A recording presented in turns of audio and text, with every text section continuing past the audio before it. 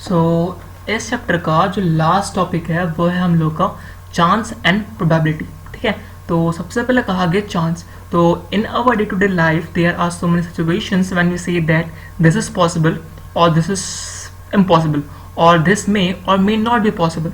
So the situation which may or may not happen have the chance to happen. कहने का मतलब ये कि हम लोग का जो डेली लाइफ होता है, ठीक है, वहां पर हम लोग बहुत सारी ऐसे सिचुएशन फेस करते हैं जहां पर किसी चीज के होने के चांसेस जो है वो तो 100% हो सकते हैं, ठीक है, या फिर इम्पॉसिबल मतलब किसी चीज के होने के चांसेस 0%, या फिर किसी चीज के होने के चांसेस 50%। ठीक है, तो एग्जाम्पल्स हम लोग इसे समझते हैं। ठीक है, तो मान लीजिए आपने एक डाई को रोल किया।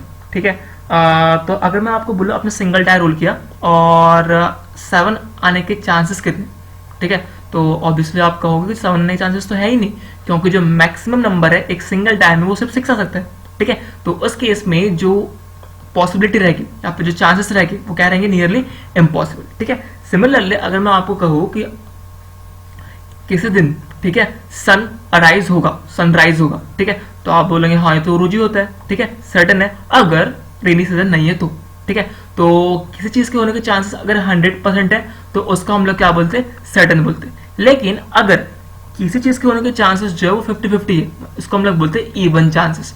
मान लीजिए कि मैंने एक कॉइन को टॉस किया और कहा कि इसमें हेड या फिर टेल आने के चांसेस कितने। ठीक है, तो इस केस में जो हेड या फिर टेल आने के चांसेस है वो 50-50 है, आ भी सकता है और नहीं भी आ सकता है। ठीक है, तो इस टाइप से अगर किसी चीज के होने के चांसेस कितने हैं उसको इन टर्म्स ऑफ मैथमेटिक्स पढ़ना है तो वो हम लोग पढ़ते हैं मैथ्स की जो ब्रांच है जो है आपका प्रोबेबिलिटी, जहां पर हम लोग ये टॉपिक पढ़ते हैं। ठीक है, तो प्रोबेबिलिटी का जो स्टडी है वो हमें बताता है किसी चीज के होने के चांसेस कितने हैं। ठीक है, तो एक्चुअली में हम लोग यहाँ पर फॉर्मूले की हेल्प से जानते हैं कि किसी चीज के होने के चांसेस कितने हैं। ठीक है, तो जैसे कि यहाँ पर आप देख सकते हैं प्रोबेबिलिटी का जो फॉर्मूला है वो क्या गिवन है आपका, number of favourable outcomes upon number of all possible outcomes. ठीक है, तो पहले हम लोग ये समझ लेते हैं कि आउटकम्स का मतलब क्या होता है।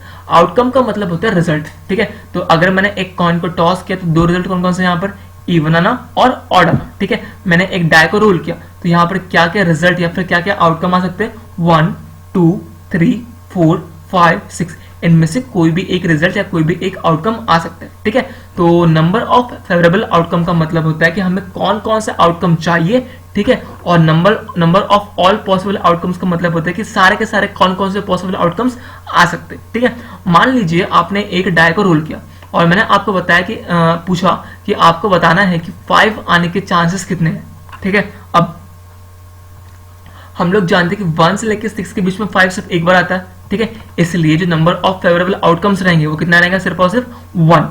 ठीक है, और लेकिन number of all possible outcomes, कुल मिला के जो पॉसिबल आउटकम्स है वो कितने रहते हैं, आपके 6 रहते हैं। ठीक है, 1 2 3 4 5 6, तो ये हो गए आपके सारे के सारे पॉसिबल आउटकम्स। लेकिन मुझे जो फेवरेबल है, मुझे जो चाहिए वो सिर्फ और सिर्फ क्या है, 5।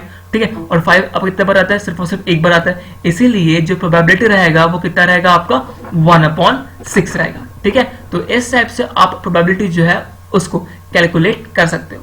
तो इस चैप्टर में आपके पास फिलहाल इतना ही गिवन है। ठीक है, इस पर बेस्ड जो वर्कशीट रहेगी वो मैं आपको ग्रुप में सेंड कर दूंगा। ठीक है, थैंक यू।